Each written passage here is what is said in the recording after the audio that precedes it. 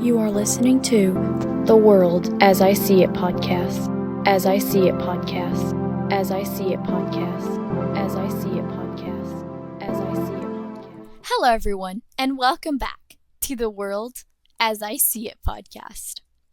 So, I am starting my last two episodes of 2025 this week, and I am talking about the topic that you all wanted to hear, assumptions and social friction. Today, I am talking about something that really bothers me. The problem of fake service dogs. Now, let me be clear. I do not have a service dog, but from things that I have seen, it just bothers me. And you will learn why in this episode. I use my white cane for mobility, but even though I don't use a dog, the mess caused by people, quote, faking it affects all of us. It makes public life more suspicious and challenging for anybody and any blind person to navigate. The biggest mistake that people make is thinking that a service dog is just a pet in a harness or vest, or maybe an animal that provides emotional support. But that idea, it's entirely wrong.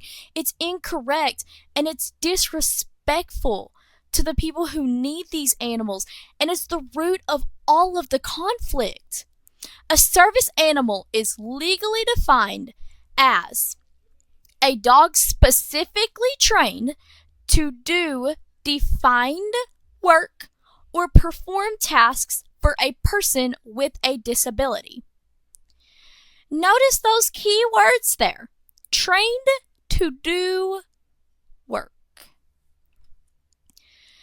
For a guide dog team, the training is intense. You know, we're talking about years of focused effort. That dog is trained to ignore distractions, food, other animals, noise, people, and concentrate only on guiding its person safely.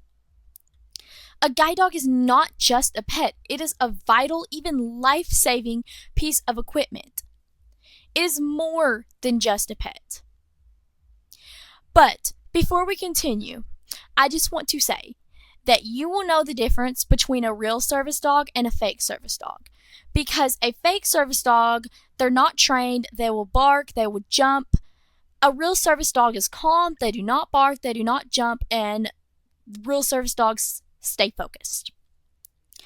Anyway, people will see vests being sold online for cheap and just go, okay, well, I'm just gonna assume that I can just put one of these on my dog and just take it anywhere. This belief that training is optional and the law can be ignored is so disrespectful to the people whose safety depends on these animals. It sets up real teams for failure. When untrained dogs in fake vests misbehave, the results are severe, and they can be severe. Because they lead to discrimination and the denial of access for real teams, and that is a major source of social friction. You know, I've seen stories all the time from people in the blind community about being turned away from public places or being forced into these hard confrontations that they don't want to be in, and they don't want to get into confrontations. And I need to emphasize that this fraud affects everybody. Because you are supposed to take a service dog anywhere with you. But because of the fake service dogs, you know, it's harder for the legitimate people who really need them. But this affects people who rely on guide dogs. It affects businesses. It affects the public. And it can even create a ripple effect for me as a cane user.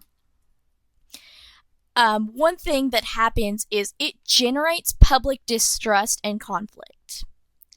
When the public constantly sees pets in fake vests misbehaving, barking, jumping, creating messes, they start to assume all service dogs might not be real. And this hurts the trust of the entire system. And because of that, the next time a person with a real guide dog enters a store, they are more likely to be met with suspicion or rudeness. Because store workers also end up wasting time arguing with the real dog handlers because they've had fake service dogs in their establishments. Another major consequence is that it is a safety risk for real guide dogs. This is a serious part. A fake service dog that barks at or attacks a real working dog isn't just a nuisance. It is a genuine danger. A working dog's focus must be absolute. Their job is to keep their person safe. And if a guide dog is distracted or attacked while crossing a busy street, the person is put in immediate danger. That moment of distraction can lead to a serious injury. And the person who buys a fake vest on a whim is risking the safety of a guide dog team. You also have to consider that it puts costs on businesses. Businesses can face legal trouble if they wrongly deny access to a real service dog team because they thought it was a fake. Plus, workers spend too much time cleaning up messes and managing fights caused by the fake teams. And these costs end up affecting the customers. And it weakens the goal of accessibility. Laws protecting service animals exist to make sure people with disabilities have the same right to go anywhere as everyone else. And when these laws are abused, the effectiveness of all accessibility rules, it goes down. Resources that should be used to build essential things are instead used just to fight fraud. And this slows down progress for everyone with a disability. Now, let's talk about how this affects the whole community. For example, it increases public suspicion toward all of us. Because of the widespread fraud, people may grow suspicious of any request from a blind person. Even though I use a cane, if a store worker just had a bad day dealing with a fake service dog, they might be more guarded or hostile or question me when I ask for help, because they might assume that people who are always trying to get around the rules. And it can force any blind person to feel like they have to justify their presence in public. It also creates a lack of respect for mobility tools. When people see that service dog laws are ignored easily, it can lead to a lack of respect for other tools, including my white cane.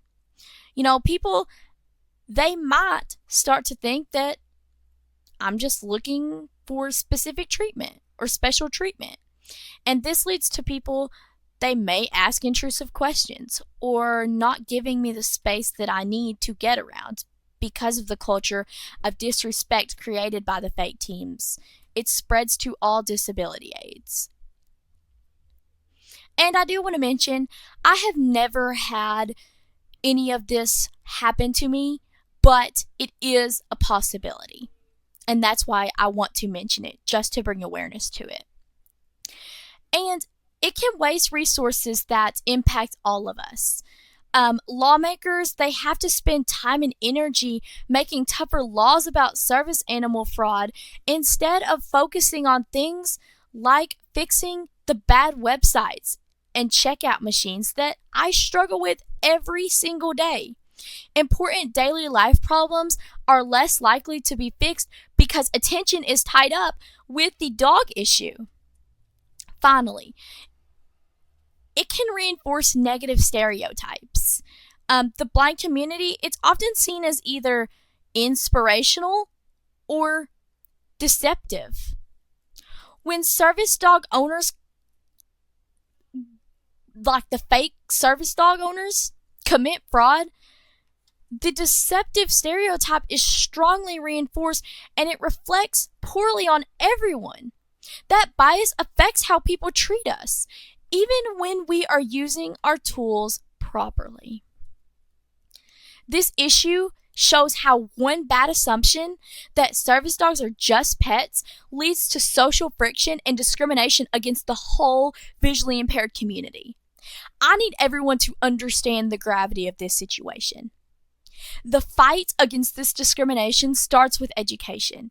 It starts with respecting the dog in the harness and understanding that it is not just a working dog.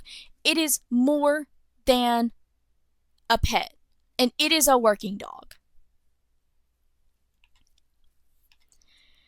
Next week, I am moving on to discrimination caused by the bad design, like websites and checkout kiosks, which is another constant battle in my life.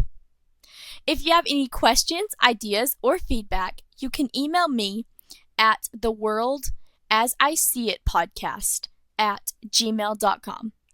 Thank you for tuning in to this honest episode. Until next time, stay curious and keep listening. You've been listening to The World as I See It podcast.